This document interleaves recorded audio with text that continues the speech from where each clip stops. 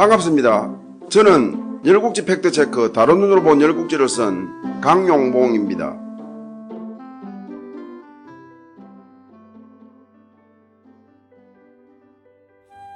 이번 회차에서는 열국지 팩트체크 다른 눈으로 본 열국지 제2장 패자 재환공 14 바로 세우기 중 아들의 배반에 대하여 살펴보겠습니다.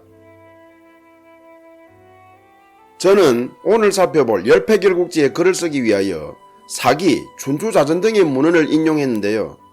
그 상세 내역은 자막으로 나가는 바이니 참고하시기 바랍니다.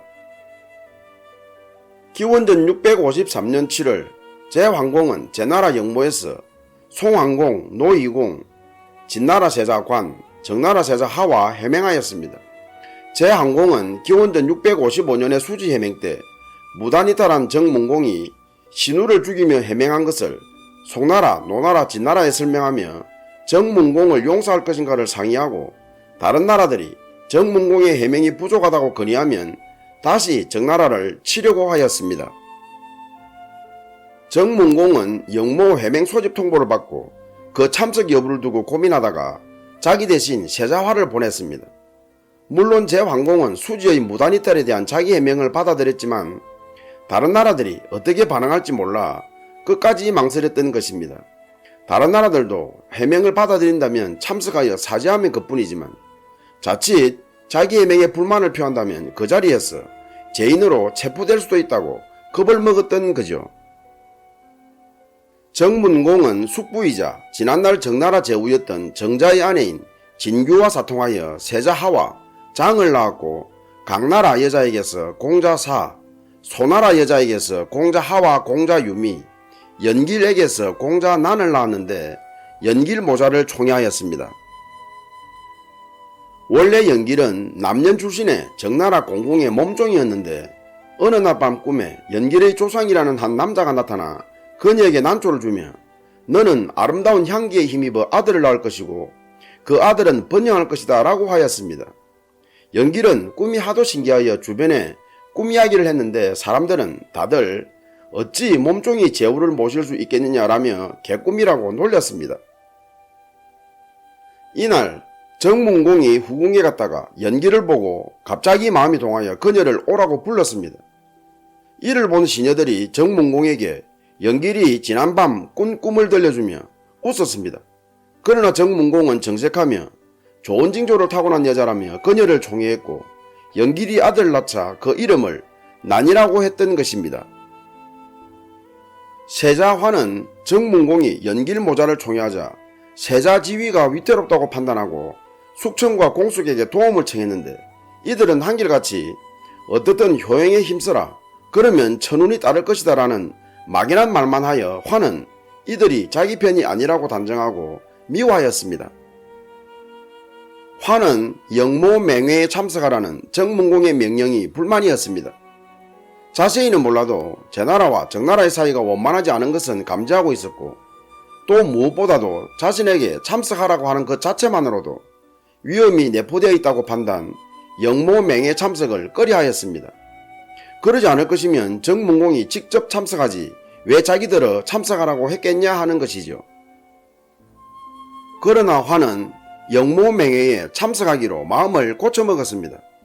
정문공이 연길 모자를 총애하여 안 그래도 세자 지위가 위험한데 게다가 숙청과 공숙 등 정나라 중신들마저 자기 편이 아니라면 정나라에서는 자기는 의지할 데 없는 목석불부라 판단 중신들을 제거하기로 결심했던 것입니다.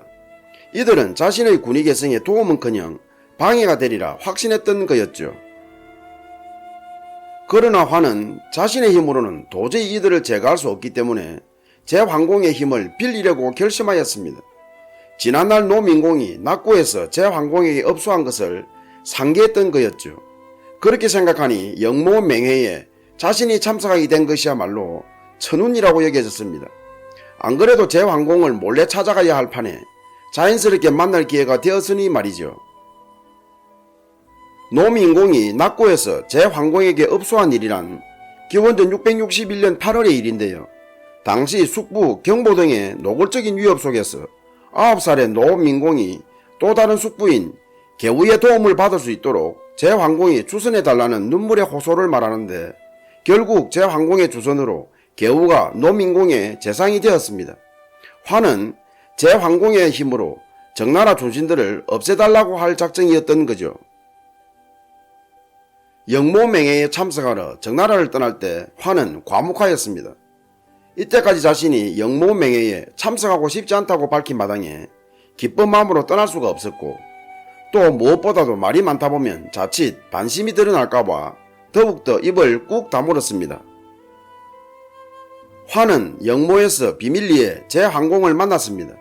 그 자리에서 화는 정나라는 설시, 공시, 자인시 3족이 좌지우지한다. 또 정문공이 수지 해맹에서 무단이탈한 것도 다 이들의 농간이었다. 만일 제황공이 이들을 없애준다면 정나라는 제 나라의 속국이 되어 제 나라를 섬기겠다라고 하였습니다. 한마디로 자신을 정나라 제후로 삼아준다면 정나라를 바치겠다는 다짐이었죠. 제황공이 정나라의 내분을 이용하여 정나라를 복속시키려는 의도로 화의 요구를 수용하려고 하자 관중은 예와 신의로 제후들을 모아놓고 도리어 사악으로 회맹을 종결하려고 하는가. 화는 세자이면서 큰 나라의 힘을 빌려 자기 나라를 약하게 만들려는 소인배다. 또 정나라에는 아직도 삼량의 정치가 바르게 시행되고 있으니 정나라는 쉽게 무너지지 않는다라며 정나라 내정에 개입하는 것을 반대하였습니다. 이에 제황공은 화의 요청을 거절하였습니다. 정나라의 삼량이란 숙첨, 도숙, 사숙을 말합니다. 화는 자기 제의가 거절당하자 크게 낙담하고 제황공에게 큰 불만을 품었습니다. 이에 기국께서는 정문공에게 제황공은 주공이 불참한 것을 매우 의심한다. 해명하느라고 혼이 났다. 그러니 제 나라와 사귀는 것보다 초나라와 사귀는 것이 좋겠다라고 거짓말하였습니다. 그러나 정문공은 뻔뻔스럽기 짝이 없구나. 아비를 배반하고 나라까지 망치려고 한 놈 라고 대로하고 세자를 유실에 투옥하였습니다. 관중의 기띔을 받은 세자 수행원을 통하여 정문공은 화가 제황공에게 어떤 말을 했는지 이미 죄다 알고 있었던 거였죠. 화는 절망하였습니다. 자신의 반심이 만천하에 드러난 이상 아버지 정문공의 용서를 받을 수도 없고 목숨을 부지할 수조차 없을 거라고 느꼈던 거죠. 이에 화는 탈옥하기로 결심, 유실벽을 팠습니다. 죽을 날을 가만히 앉아서 기다릴 수는 없지 않냐는 심정이었지요. 그러나 화의 파옥 작업은 발각되어 결국 화는 처형되었습니다. 화의 친동생인 장은 평소 물총새 깃돌로 만든 관을 모으기를 좋아하고 또 이를 쓰고 다녔는데 정문공과 사숙 등 많은 사람들이 그 관은 법도에 맞지 않다며 그를 야단쳤습니다. 그러나 장은 그들의 말을 듣지 않았습니다. 이처럼 장은 정문공 등에게 이미 찍혀 있었는데 형인 세자 화가 투옥되고 연이어 처형되는 것을 보고는 장은 자신에게도 화가 미칠 거라고 판단, 송나라로 달아나서나 정문공이 보낸 자객에게 살해되었습니다. 기원전 653년 겨울 정문공은 제황공에게 공숙을 보내어 화의 반여근모 제의를 거절하고 또 이를 미리 알려준 것에 대하여 감사를 표하며 동맹맺기를 다시 청하였습니다. 수지에서의 무단이탈의 죄를 다시 사죄함과 더불어 정나라의 분란을 미리 막아준 것에 대한 감사의 표시였죠. 세자 하와 공자 장이 죽은 시기와 관련하여 동주일국지 제24회에서는 화는 영모해맹에서 귀국하여 투옥된 후 탈옥하려다가 실패하여 처형되었고 장은 형의 죽음을 보고 송나라로 달아나다가 정문공이 보낸 자객에게 살해되었다고 묘사하고 있는데 좌전 노207년조에는 영모해맹은 기원전 653년 7월의 사건이라고 기록하고 있어서 제24회의 묘사로 본다면 화와 장은 기원전 650년대 초반에 죽은 것으로 묘사하고 있는 셈입니다. 그러나 좌전 노2016년, 24년, 노성공 3년조에서는 정문공은 장이 죄를 짓고 타국으로 나가자 기원전 644년에 남리에서 화를 죽였고 기원전 636년 8월에 송나라와 진나라 경계에서 자객을 보내어 장을 죽였다고 기록하고 있습니다. 위 기사로 본다면 하와 장은 제24회의 묘사와 같이 영모해맹 직후 즉 기원전 650년대 초반에 죽은 것은 아닌 것으로 보입니다.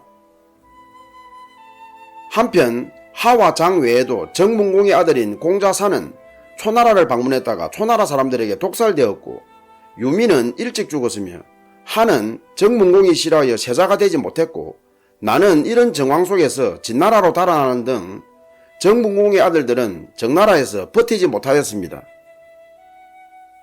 공자난이 출생한 시기와 관련하여 동주일국지 제24회에서는 영모해맹 전에 정문공이 난모자를 총애하는 것에 세자화는 심한 질투심을 느꼈다고 묘사하고 있는데, 좌전 노20 7년조에는 영모해맹은 기원전 653년 7월의 사건이라고 기록하고 있어서 제24회의 묘사로 본다면 공자난은 기원전 653년 전에 출생한 것으로 묘사한 셈입니다. 그러나 세자하와 공자난에 실제적인 갈등이 있었는지는 알 수 없지만 정세가에서는 난은 정문공 24년 즉 기원전 649년에 태어났다고 기록하고 있습니다. 위 기사가 맞다면 공자난은 영모해맹 이후에 태어난 셈이죠. 정문공과 공자난의 가족관계와 관련하여 동주일국지 제24회에서는 난을 정문공의 아들이라고 묘사하고 있고, 제43 내지 제44회에서는 난을 정문공의 이복동생이라고 상이하게 묘사하고 있습니다. 그러나 정세가와 자전 노승공 3년조에서는 공자난을 정문공의 아들이라고 기록하고 있습니다. 열패결국지의 이번 회차 팩트체크에서는 세자화와 공자장이 죽은 시기에 대한 상이한 묘사, 공자난이 출생한 시기에 대한 상이한 묘사, 정문공과 공자난의 가족관계에 대한 상이한 묘사를 소개하고 있습니다.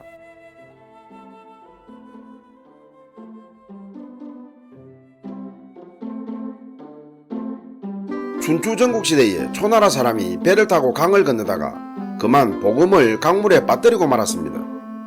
그러자 그 사람은 당금을 꺼내 칼을 빠뜨린 뱃전에다 칼자국을 내어 표시하고는 되새기듯이 내가 칼을 빠뜨린 곳은 바로 여기다 라며 주위 사람들을 둘러보았습니다. 마치 자신이 표시한 것을 누군가 훔쳐보는 사람이 없나 살피듯이 말이죠.